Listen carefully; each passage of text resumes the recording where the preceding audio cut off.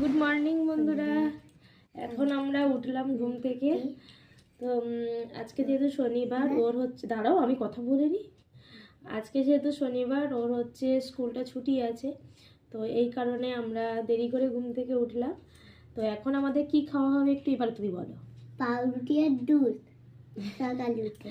পাউরুটিটাকে একটু সেঁকে নিয়েছি, নিয়ে এবারে দুধ দিয়ে আজকে টিফিনটা হয়ে যাবে আমাদের, ঠিক আছে।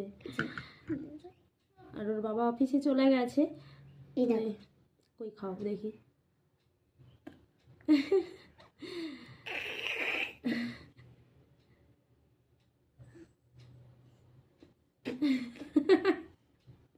খাও, দেখো, মুখটা ফাঁকা করে দেখাতে হবে তো, খালি করো। ও মুখে নিয়েই বসে থাকে অনেকক্ষণ ধরে।